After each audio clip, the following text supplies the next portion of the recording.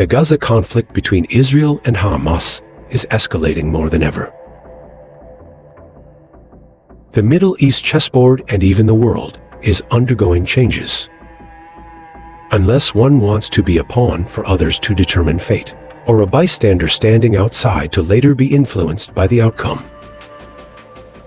The only way is to become a chess player. Iran is one of such influential forces. If Iran intervenes in the conflict, they will decide which moves to make and how much damage they will cause to the Israelis. If you, as viewers, are interested, then don't take your eyes off today's 5 seconds unfiltered video.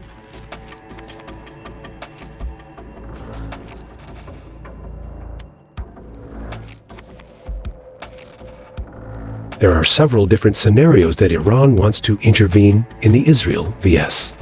Hamas conflict. In fact, for many years, since the restoration of the Israeli opponent, Iran has provided financial support as well as weapons to its proxy forces. A notable example is Hezbollah in southern Lebanon. Additionally, they could coerce or entice other countries to attack Israel. Or the scenarios that 5 seconds unfiltered viewers are most interested in involve direct clashes with the Israelis. In the event, the supreme leader of Iran decides on the last resort and launches a war against Israel. It's almost certain that missiles and aircraft would be the first weapons used to inflict damage on the opponent. Because these two countries do not share a common border.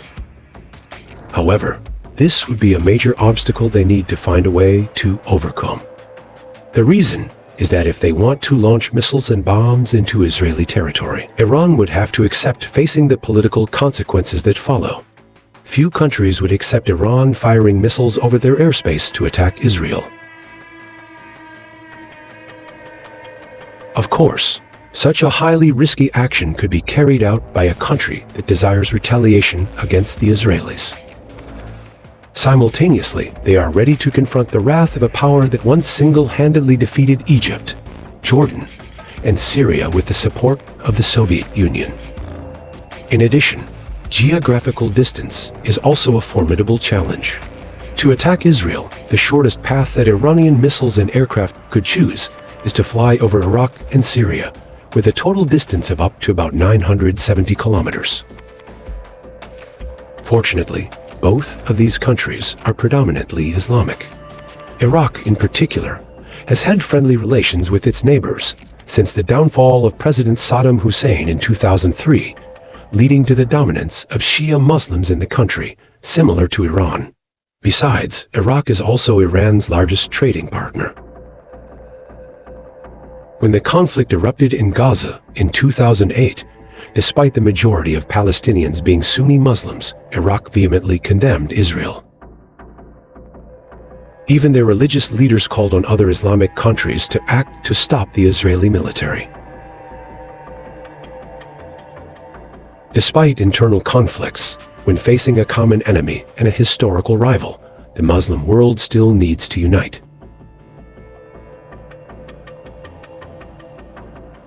The relationship between Iraq and Israel is so strained that the two countries have never established diplomatic relations. In 2012, the Prime Minister of Iraq at that time declared they were willing to cooperate with all countries except Israel.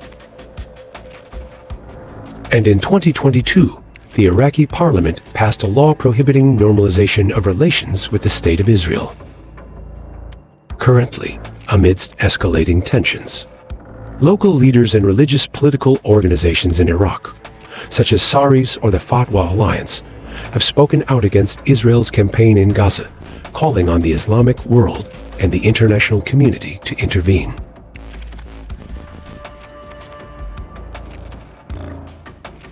For these reasons, there's no way to be sure that Iraq will participate in any action against Israel, as that could create significant political pressure on their U.S. allies.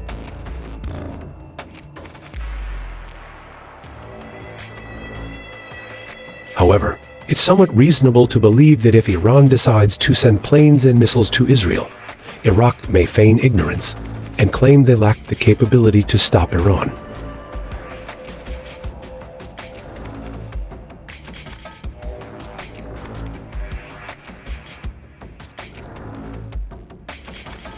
In fact, Iraq possesses a considerable fleet of high-quality aircraft, such as 26 F-16 Phantom Falcon fighter jets, 24 Fa-50s purchased from South Korea, and 21 Su-25s acquired from the Soviet era. Additionally, they have 24 PAK-F-1 Russian air defense systems capable of firing Mach 3 interceptor missiles, with the ability to destroy targets within a range of 20 kilometers at an altitude of 8 kilometers. To explain why, despite having such sophisticated equipment, there is no action, Iraq could claim their soldiers are not well trained, resulting in inefficient combat capabilities and an inability to detect or intercept Iranian missiles and aircraft. Additionally, like Iran, Iraq does not share a direct border with Israel, so there's a high likelihood they would aid their neighbor in teaching a lesson to the Israelis. However, Iraq alone may not be sufficient. If Iranian missiles and aircraft want to reach Israel, they would still need to traverse Syria.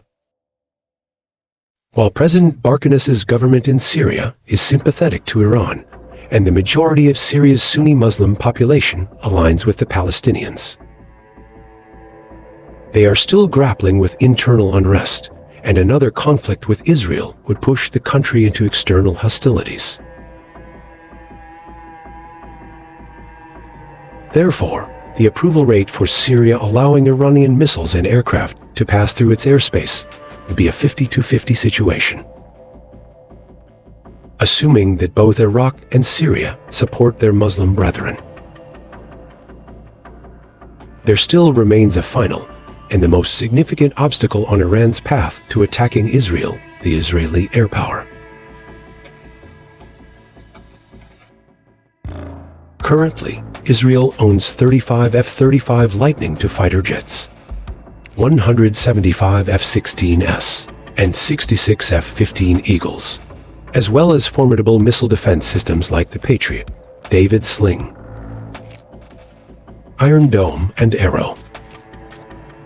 Combined, they have created a dense defensive shield, making Israeli territory nearly impervious to airborne attacks.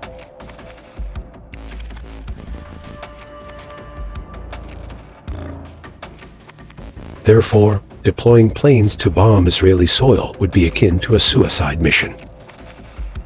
This is not to mention that Iran's fleet of fighter jets, consisting of only 35 F-5 Tiger II and 23 Su-24 Fencers, accounts for less than 30% of the total combat aircraft, with the ability to cover the 970 kilometers distance to Israel. Hence, cruise missiles are a much more feasible and safer option. However, implementing this plan would still pose challenges for Iran, as they lack a large stockpile of cruise missiles, especially those launched from aircraft. In the past decade, Iran has tested various models, but only a few have been actively deployed due to difficulties in sourcing small-sized jet engines. Conversely, their ground-launched ballistic missiles are a more intimidating weapon. In 2002, U.S. Central Command General Kenneth McKenzie stated that Iran possesses over 3,000 ballistic missiles of various types, many of which have ideal ranges to attack Israel. Some estimates suggest that the specific number of long-range ballistic missiles exceeding 1,000 kilometers falls within the range of 500 to 1,500 missiles. Additionally, according to General McKenzie, over the past 5 to 7 years, Iran has made significant improvements in missile performance, making them increasingly dangerous and a constant threat to U.S. allies in the region. Specifically, missiles like Shahab-3 from 20 years ago had a speed of Mach 7, a range of only 1,300 kilometers, poor controllability, and deficient guidance systems with a target miss rate of up to 50%. With a cooling range of 2 kilometers. Over time, upgraded versions like EMAD and Gatter have increased their speed to Mach 12. With ranges of 1,700 to 1,950 kilometers, while narrowing the cooling radius to only 300 to 500 meters. Even more modern missile types like Khorramshahr boast a maximum speed of Mach 16. Ranges fluctuate from 2,000 to 3,000 kilometers, carrying high explosive or heavy cluster warheads of 1,800 kilograms, with a cooling radius of only 30 meters. Last year, Iran's Islamic Revolutionary Guard Corps unveiled a third-generation long-range missile called Khyber-Shikan, optimized for lightweight, reducing weight by up to a third compared to similar models, while reducing preparation and launch times to a sixth. Additionally, due to its special warhead and wings, this type of missile has the flexibility to penetrate enemy air defenses while hitting targets at a distance of 1,400 kilometers. Also in the same year, Iran officially introduced the Fatah missile, a hypersonic strategic milestone with a maximum speed of Mach 15, equivalent range to Khyber-Shikan. It can exit the atmosphere and has the capability to penetrate even the most advanced air defense systems like Iron Dome. Furthermore, Fatah is believed to integrate artificial intelligence technology.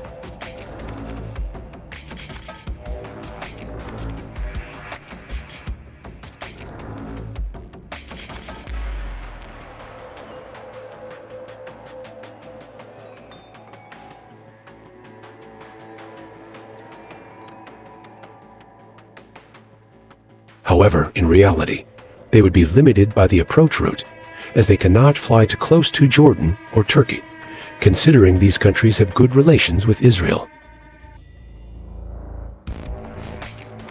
If attempted, there is a high likelihood that these missiles would be detected by the air defense systems in these areas, alerting Israel or even being directly intercepted.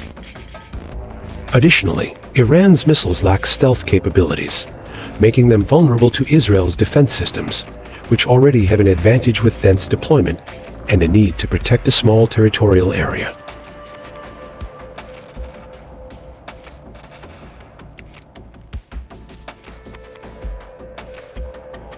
Some experts estimate that only a fifth of the missiles launched by Iran would hit the intended targets. The rest might fall into the sky or not reach Israel at all.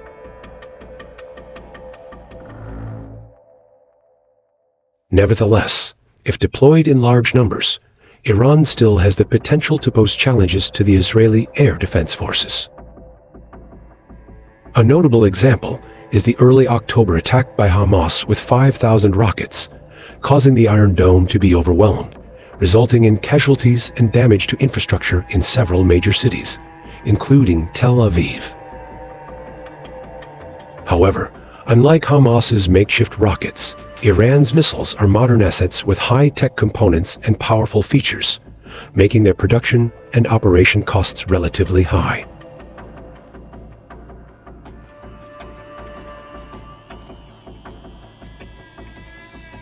For instance, according to an unidentified source, the Shahab-3 missile costs $3,500,000, including manufacturing and maintenance, while the Gatter's cost is $5,600,000.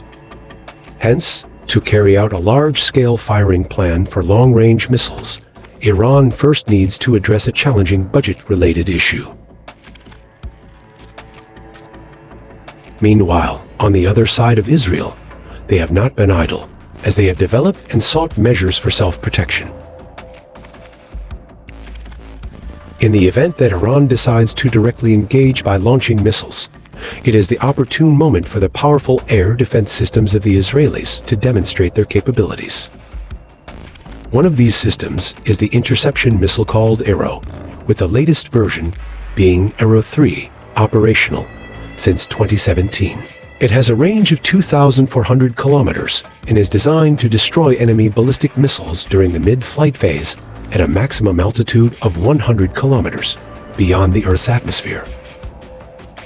Thanks to this, Arrow 3 can protect a very large area, providing comprehensive defense for strategic locations and densely populated areas by neutralizing long-range threats, including mass destruction weapons far from defensive positions.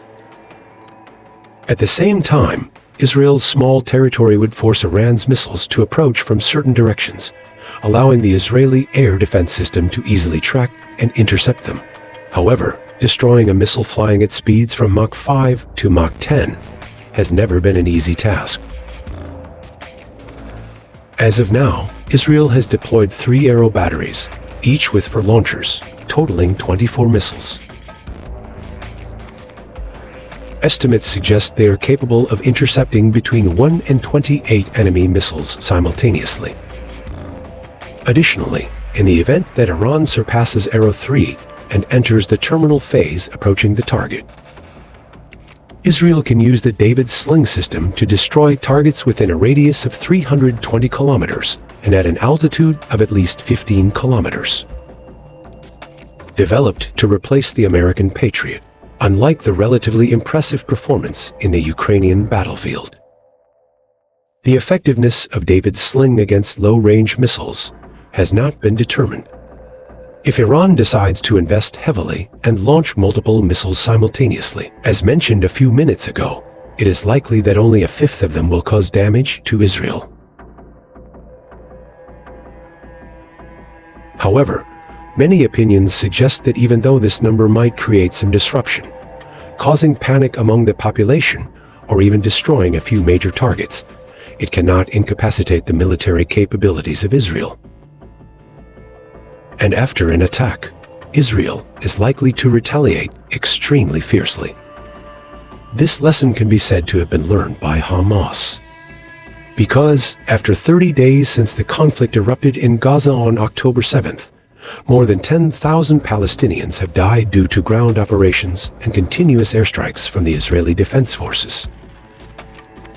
Therefore, considering the difficulty of quickly replenishing a large number of ballistic missiles, Iran could entirely contemplate an alternative solution, transferring a cheaper and more suitable type of weapon for the anti-Israel forces they support, such as Hezbollah in Lebanon.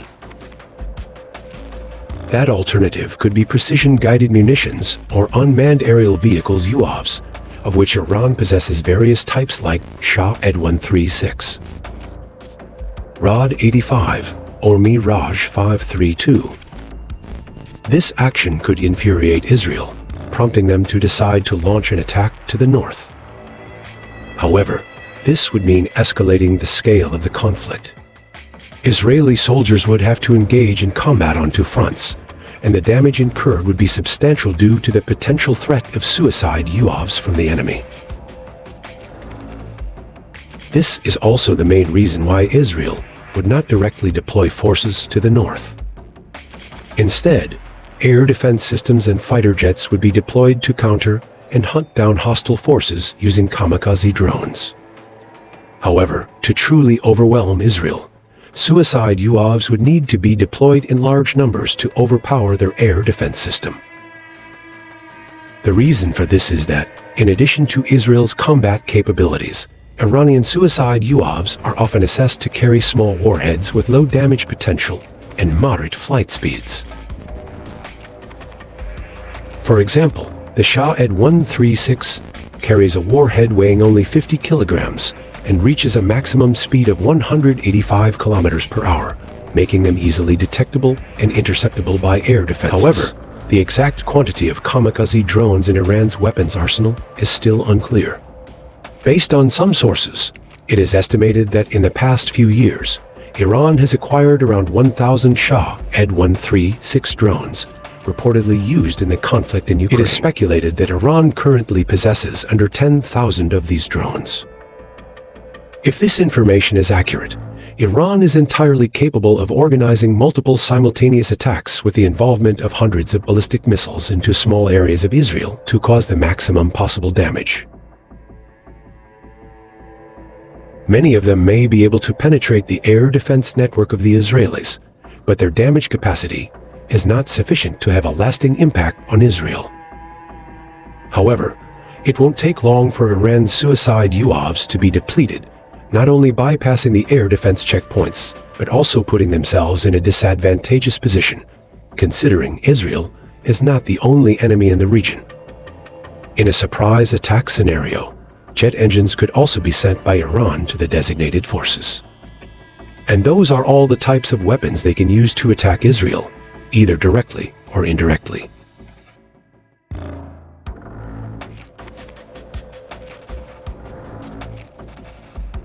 Another issue that Iran must consider when deciding to engage with Israel is whether their proxy forces, especially Hezbollah, are willing to intervene or not. Since the Israel-Hamas conflict began, the frequency of clashes between the Israeli army and Hezbollah has been escalating. Simultaneously, according to the leader of this organization, their attacks aim for Israel to deploy forces at the northern border adjoining Lebanon to alleviate pressure on Hamas. However, some experts agree that Hezbollah does not currently desire a full-scale war with Israel. Mohanad Hage Ali, the deputy director of research at the Middle East Research Center, believes Hezbollah is more interested in demonstrating power and deterrent capabilities against Israel and securing a position in negotiations in various areas rather than engaging in a comprehensive conflict. According to him, the group is more interested in a long-term strategy that provides them with more power and influence.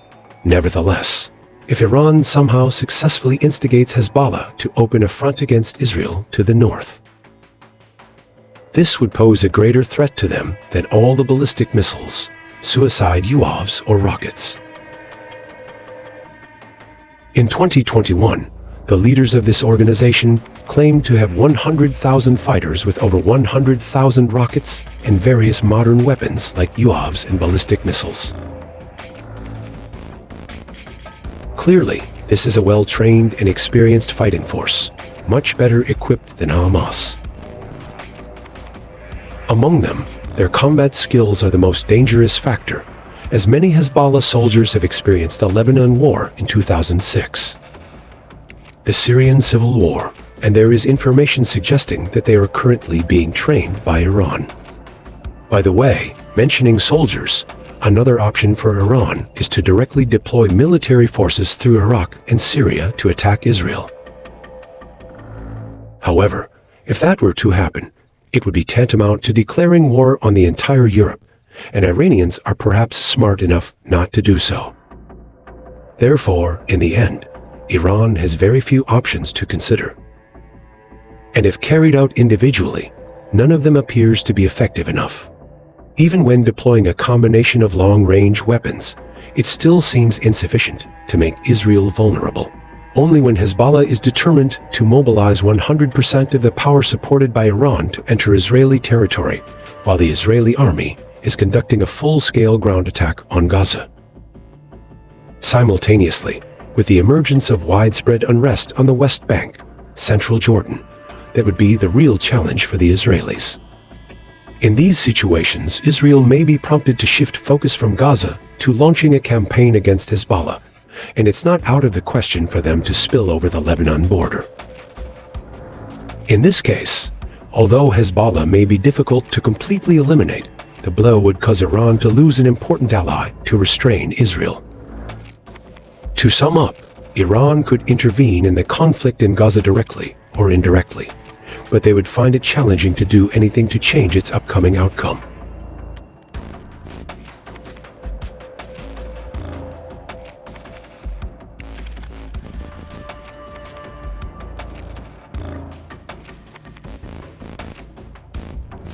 Here, the 5 seconds unfiltered analysis of how Iran could harm Israel if it intervenes in the Gaza situation has concluded.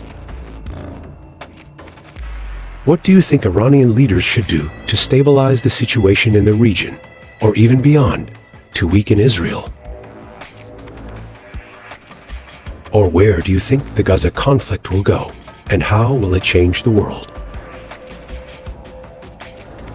Feel free to leave your opinions in the comments below. And now, goodbye for now. and see you in the next videos. Have a great day, everyone.